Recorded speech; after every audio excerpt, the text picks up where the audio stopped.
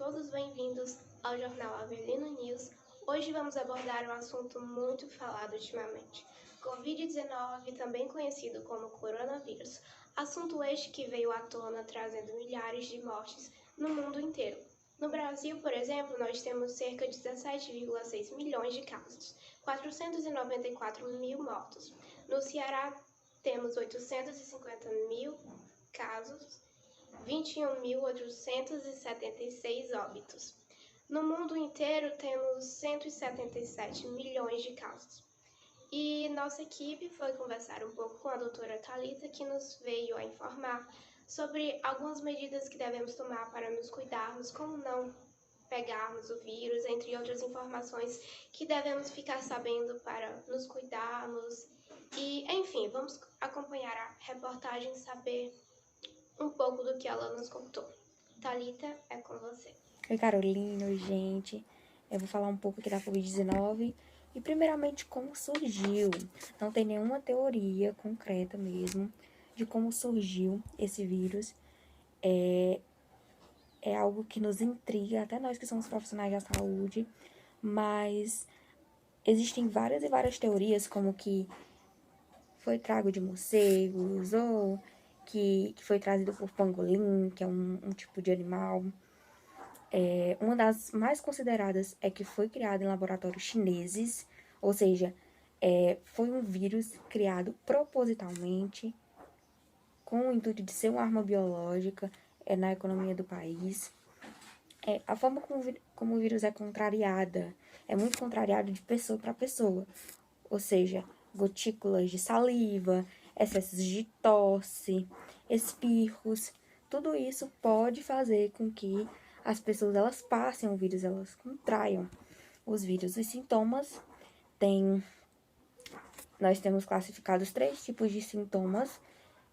Os leves, que são febre, tosse e cansaço. Os menos comuns, que são dores, desconfortos, dor de cabeça, diarreia, erupção cutânea na pele, descoloração das mãos.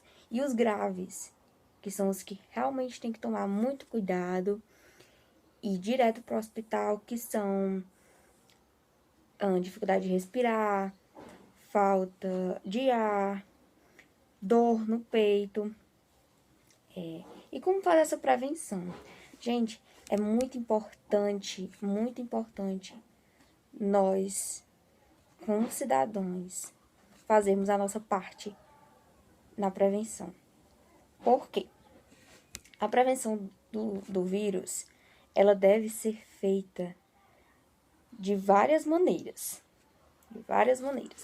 Quem esteve em contato com o vírus, ficar logo em quarentena.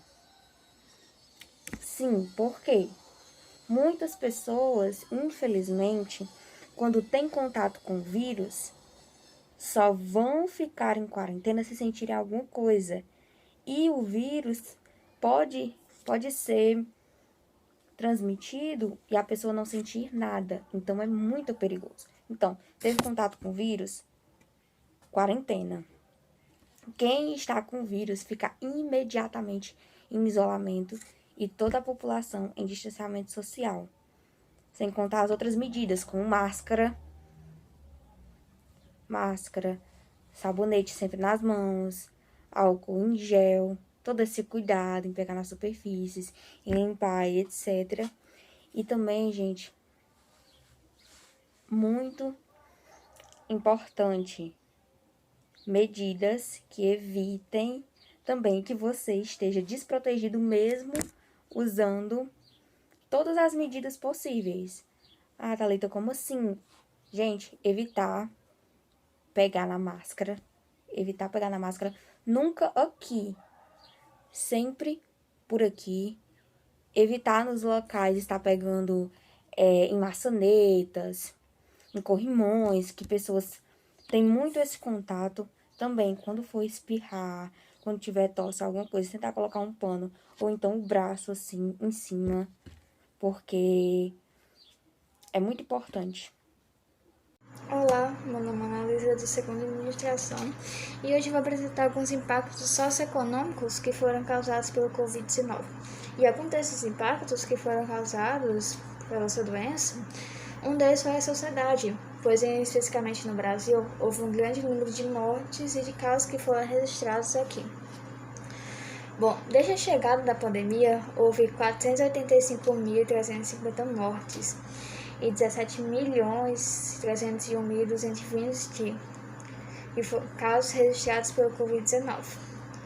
E o que está acontecendo diariamente, ele afeta o sistema da saúde, pois parte da população ou grupos específicos, eles estejam dispostos a essa doença por ser vulneráveis, é claro.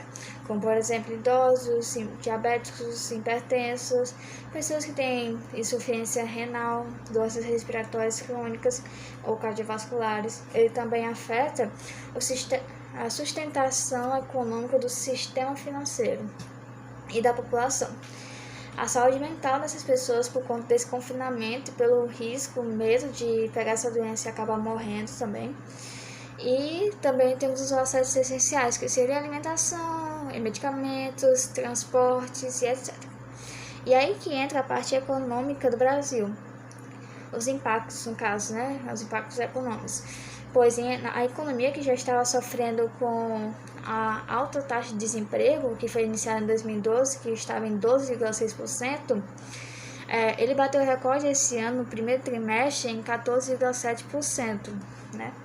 E além dessa pandemia, ele afetar a sociedade e a população, ele também vai afetar essa taxa de desemprego, esse desemprego.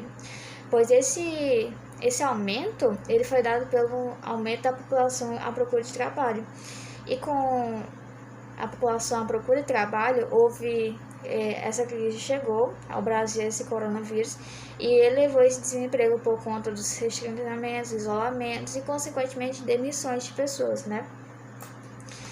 E, além disso, ele sofre também com a vacinação lenta da população e o auxílio emergencial. E essa vacinação lenta da população, que seria consequência do governo atual de Jair Messias Bolsonaro, pelos motivos de, vou citar 4, de ter deixado de responder os e-mails dos laboratórios que produzem as vacinas, o Ministério da Saúde ter recusado ofertas de milhões de doses de vacinas, o presidente descredibilizar as vacinas por birra política e o Ministério Paralelo do Bolsonaro ele desconselha vacinas.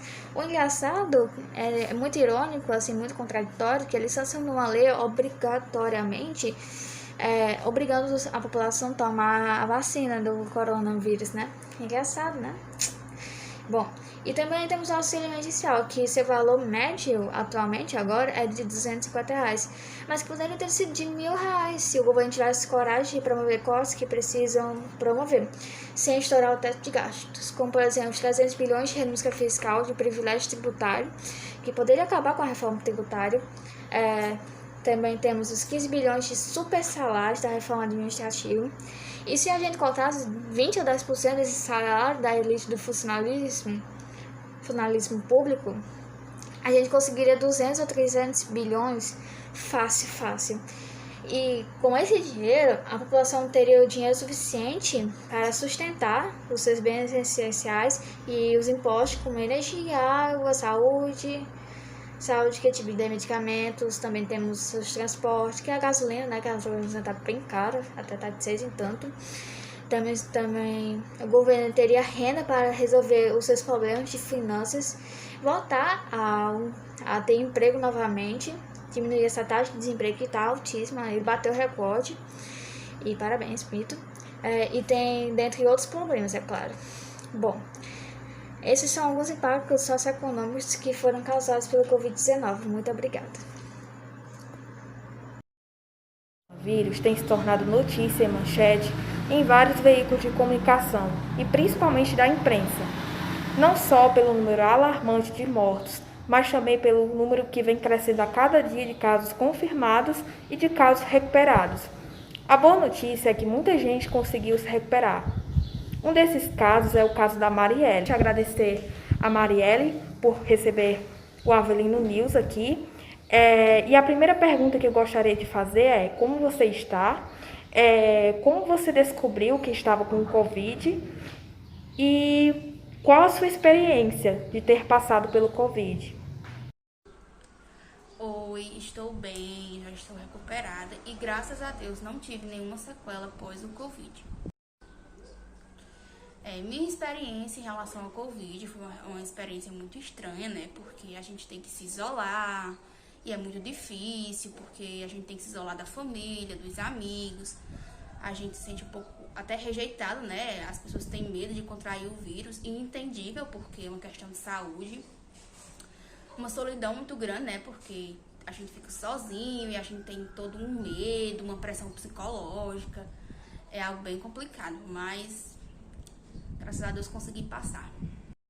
A princípio, né, eu comecei a perceber não, eu comecei a sentir sintomas, né? Muita dor de cabeça, senti uma febre, senti dor de garganta, mas pensei que fosse uma gripe, não pensei que fosse o Covid.